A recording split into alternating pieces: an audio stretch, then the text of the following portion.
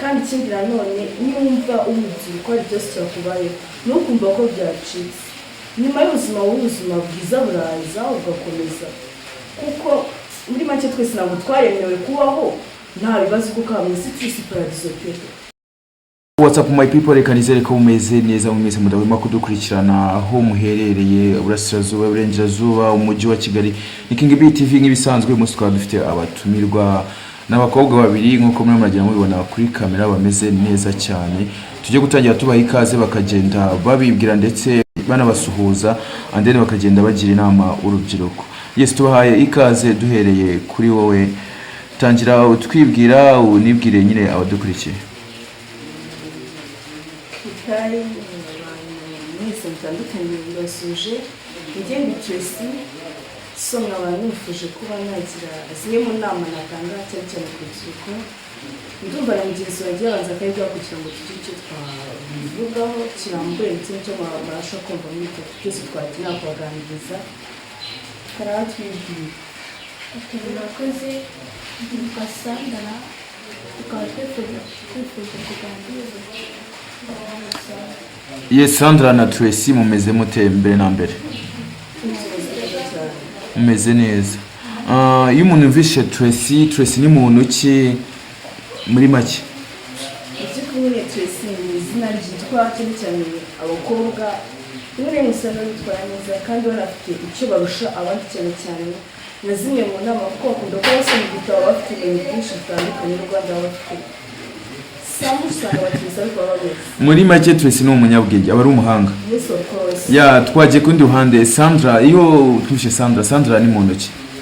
Ya Sandra ni umukobwa w'imico, umukobwa nyine muri make twavuga yuko ari umukobwa w'icyubahiro kandi ndumva mwese mutegura kabisa, ndumva mutwika. No mutangiye mutubwira ni iki mufitiye abantu badukurikiye by'umwihariko urubyiruko bagenzi banyu abanyeshuri. Ni iki mwatangira mutubwira nta kibazo duhereye kuri Tracy watangira tubwira cyangwa se uvuga ku byo waduteguriye tuguhaye ikaze. Ndabashimiye ku mwanya mwiza mu mayo ko nagira icyo biza kurubyiruko cyambere ngira mugenzi wanjye twifuzaga kubagezaho ku nama zikwiye guhabwa urubyiruko. Muri make urubyiruko usanga hari difference situation bahura nazo kugira bashaka ibisubizo bikabagora. Ugasanga umukobwa afite umuhungu bakundana rimwe na rimwe ugasanga iriya niwe buzima bwanjye mubuze ntabwo namufite pe. Mu by'ukuri umuhungu n'abagukunda cyangwa se umukunda uzamenye ko igihe azaba agiye azaba hari ingirakamaro ko yaza mu buzima bwawe akagira ibyo akora bidasanzwe n'ibyo yari akariye mu buzima bwawe. Kandi ikindi nanone niwumva urubyiruko ari byose cyakubayeho nukumva ko byacitse nyuma y'ubuzima w'ubuzima bwiza buraza ugakomeza kuko muri make twese ntabwo twaremewe kubaho nta bibazo kuko hamwe si twese paradizo pe. So ndatekereza ibyo nakwifuza kuba ku rubyiruko cyane ari ukwihangana mu bigeragezo muhura nabyo mugashaka ibisubizo biturutse mu nzira nziza bidaturutse muri za nzira zo kwishakira ati ndabizi boga ariho kwa kanaka araza kunama akamenya muri cya kibazo ni ikintu kandi gitegereza ko mu gihe umuga guhaye impano nawe hari icyo gushaka wowe tutari impano umuhaye cyangwa wasaguhaye ushobora kuzamuha impano nawe yaraguhaye impano afite yo gutanga izo gift zose hari ikindi kibazo gikeneye kitari impano. So cyane urubyiruko mwubake imibiri yanyu. Kigali akunda kuvuga ngo Kigali wisheya abandi ngo ni wishabage ibintu nk'ibyo ariko mwebwe muri Kigali mwihanganye n'urubyiruko dukore Kigali wisheya ku bijyanye n'information with some advices zikuriye urubyiruko. Tracy tutagushiye mu ijambo ningize challenges zijya zibaho nyine cyangwa se ningize bad effect cyangwa ingaruka mbi zijya ziba nyine ku rubyiruko cyane nk'ibyo nkaho wari ukomoje nyine ku bahungu cyangwa se abajama nyine iyo bahaye nk'impano abakobwa nyine cyangwa abakunzi babo ni nk'izihe ngaruka bijya bigira? Okay, so ingaruka zaba nyinshi rimwe kusanga nimba umuntu aguhaye gift impano urukayakira ingaruka nyinshi ziba ku mukobwa kuko usanga njyewe biba bigoye kugira ngo ubone ko umuntu agukunda ntazi ni papa si uretse urukundo yifuza. Biba bigoye kugira ngo uzane se arankunda biri serious cyangwa se ikintu ashakaho. So usanga rero akenshi ntabwo waba ushaka ikintu ngo uze bite nyiguha nawe utabashije kugira icyo icyago. Ushobora kuba watanga gift ukayima sava nkayakira ariko nanjye mu rwego kugira ngo uvubure ibintu so ushobora kumbaye gift wenda iPhone Jessica nagaze ngenda ni ku ntebe y'ishuri nakuvi ese ntikije ntabwo kikagushimisha cyangwa kikaba cyagufasha mu buzima bwawe kugira ngo wenda mubane hagati yanjye nawe utangika cyangwa guhungabanya so ugasanga rero nimba umuntu arwaye impano ugasanga iyo mpano ntayo ufite yewe kandi ukumva biba binasetse kugira ngo umuntu aguhe impano wowe ukimuha ukumva nawe ukeneye kumushimisha cyangwa kugira ikintu ukora kugira ngo umushimire nuko ngubwo rimwe na rimwe ushobora gusanga ugiye kumusura ukavayo wagiye ukagaruka uri babiri utaravuka nawe ukeneye kukirerwa umva biba bigoye nyine nawe urabyumva ugiye gusura umuntu hari igihe muba mufitanye friendship ariko noneho akenshi abahungu baba bashaka situationship ntabwo bya friendship uko muje kuri situationship na friendship what are different bitandukanira he iyo friendship na niyinde iri hadufuse situationship na friendship bitandukanira he ubundi so friendship muri make usanga umuntu ufite friendship muba muteganya kuba mwabana cyangwa umubano wanyu hari ikintu wumva kigomba kugerwaho hari icyo ugamije ari focus mufite ariko situationship cyagiye Jessica njya ikintu mutezeho sibyo nkaza nkavuga ati wenda akafite example none ati nakamufite kandi cyakram ndagenda nkigire inshuti nyine niyo twaba turi inshuti ndashaka inshuti burenze kugira ngo ubone cya kintu ndimo washikiyumuramo yes ubwo rero birumvikana friendship niyo navuga y'ingira akamaro ariko atipe kigali kenshi bafite situationship bafite situationship kurusha friendship yes of course reka tugaruke ku rundi ruhande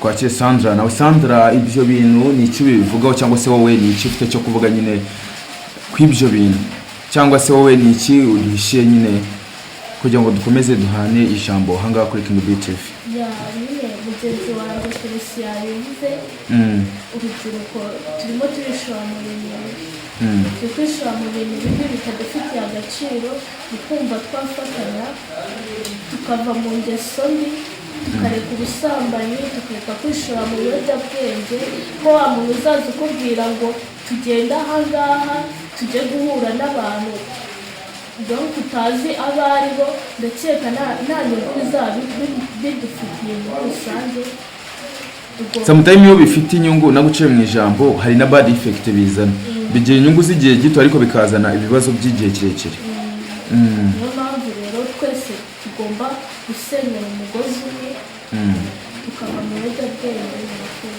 yego katugaruke kwa Tracy muri make wenda nk'umuntu mwawe nyine nk'urubyiruko ujya uhura n'izo challenge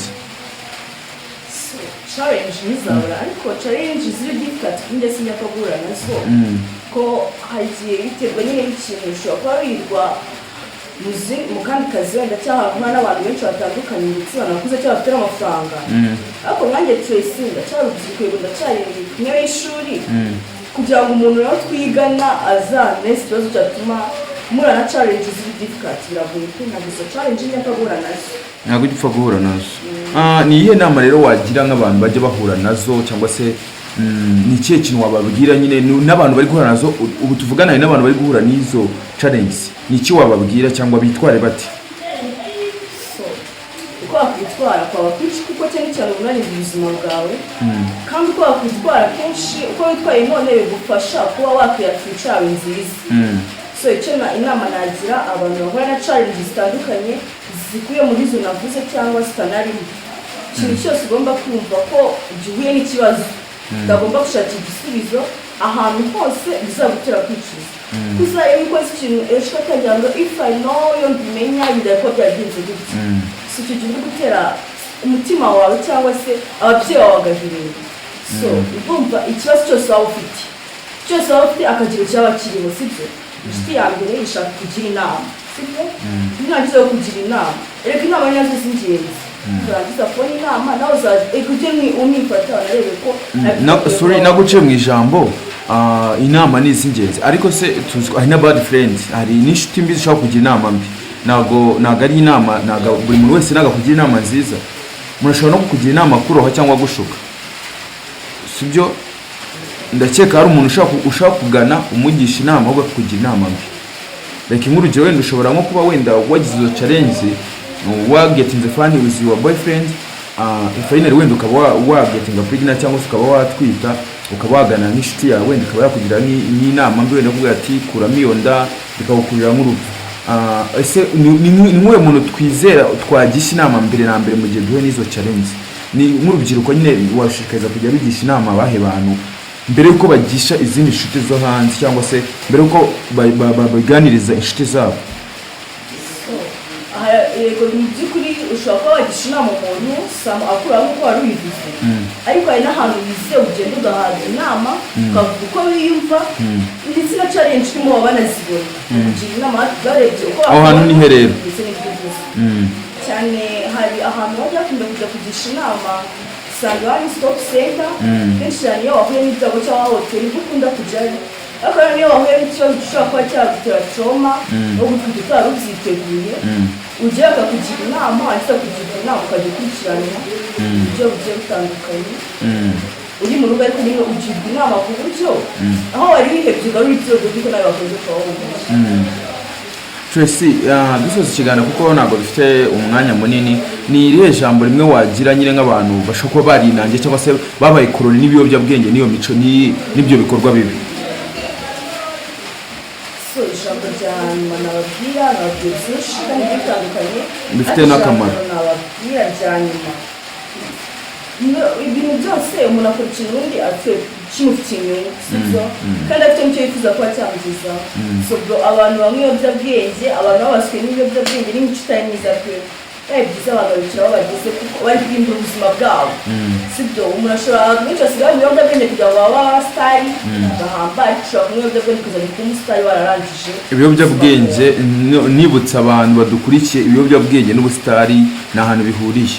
Urubyiruko rudukurikiye, ibiyobyabwenge n'ubusitari ni ahantu bihuriye. Imico mibi no kwandika izina mu buryo bubi ni ahantu bihuriye. Ntabwo ari sawa kabisa. Wakwandika izina mu bikorwa byiza, wakwamamara ku bintu byiza, birashoboka cyane, ariko gufata ibiyobyabwenge kugira ngo ube umusitari ntabwo bikora kabisa. Turagushimiye Tracy, reka tubaze Sandra, ni iki nawe wabwira abantu nyine urubyiruko cyangwa se nk'abanyeshuri bagenzi bawe, nihe nama wabagira wowe nyine ya nyuma nyine? Inama nagira urubyiruko ni ukumvira abaturuka. Wenda nimba wagize ikibazo ukaba ufite ikibazo ukaba ukeneye kugisha inama, shaka umuntu wizewe ugisha inama, cyangwa se ugane no kwa muganga. Ivuriro ryose rikwegereye hari ababigenewe badufasha bakatugira inama no kwitwara neza, tukareka kwishura mu ngeso mbi kuko nta kintu byatugezaho. Murakoze. Ariko se mwese mbabarije hamwe muri rusange, ubundi umuntu abiterwa n'iki kuba nk'umwana w'umukobwa cyangwa se umuhungu nyine mu gihe ahuye n'izo challenge cyangwa mu gihe yagize icyo kibazo, kubera iki atihutira kuba yabiganiza nk'ababyeyi? Umuntu abiterwa n'iki? Urumva nawe like Sandra cyangwa se Tracy uhuye n'icyo kibazo, ni urugero, kubera iki mudahita mufata iya mbere mu mugere mu biganiriza ababyeyi cyangwa se mubanze mugisha inama ababyeyi banyu? Umuntu abiterwa n'iki? Biragora cyane kuko iyo watekereje no kuba wavuga ati reka ngende mbiganirize mama cyangwa se undi muntu uwo ari we wizeye, agatima kaba katangiye kugaruka, biragora, haba harimo isoni. Ariko icyo nabagira inama ni ukwitinyuka, tugakura amaboko mu mufuka tugakora. Ntiwumve yuko wowe mukobwa, ntiwumve yuko uzabona ikintu uko umuhungu yakiguhaye. Tracy, ni iyihe mpamvu tugana ku musozi, ni iyihe mpamvu ubona nyine itera kuba abana mu gihe bahuye n'ibyo bibazo cyangwa n'izo challenge batabanza ngo begere imiryango yabo cyangwa famiye zabo cyangwa ababyeyi babo banze bababwira? Ntabwo biba byoroshye kugera ku mutsinzi. Umubyeyi ashobora kuba siko witonda, uri umwana mwiza, ariko ibyo ukora uri kurebire. Mama namukamira icyapa kwa mananzi baramfata gutyo. ukumva rero n'ibihano baravuga punishment zikomeye bitewe n'ukuntu baba bakumvisha ukumva baba biciye izina mu muryango bitewe n'ukuntu bari bakuzi kavuga ati reka abantu meze nyine aho kugira ngo babwire wowe bazabimenya atari bibabwiye wenda barazagira ngo baranambeshye atugiye kubibwira mana ndifite ubwoba isoni izina ryanjye baba bifite. Izo soni rero nubwo bwoba bishobora gukurura cyangwa binakurura abantu benshi mu kaga katari keza like nk'impfu ndetse n'ibindi bibazo byinshi cyane. Niyo mpamvu nyine twasabaga nk'urubyiruko cyangwa se nk'abanyeshuri cyane cyane nibo bikunda kubaho mu gihe uhuye n'izo challenge cyangwa se n'ibyo bibazo byatewe n'ibikorwa bijyanye n'ingaruka mbi nyine zakujeho kubera ibintu bibi wakoze. Umuntu wa mbere ubundi ngiye numva wizewe ni umubyeyi wawe. Mbasaba kuba mwatinyuka mbere na mbere mukabiganiza ababyeyi banyu. Yego samutema igihe banza bakakubwira nabi ariko ababyeyi bagira impuhwe. Ababyeyi ntabwo umubyeyi n'umuntu nta kintu kirenze yagukora ntabwo yakwica kandi ikindi abakwifuriza ibintu byiza. Anyway rero nshimira abantu mwese mwakoze subscribe kuri King B TV. Musiko twabazaniye abatumirwa Tracy na Sandra kugira ngo bagiye bagezaho inama nziza kandi bajeho ibintu bifite akamaro nimubikurikiza bizagenda bibagira akamaro. Turabashimiye rero turanabasezere kansabe aba batumirwa babasezere kuri izi kamera za King B TV.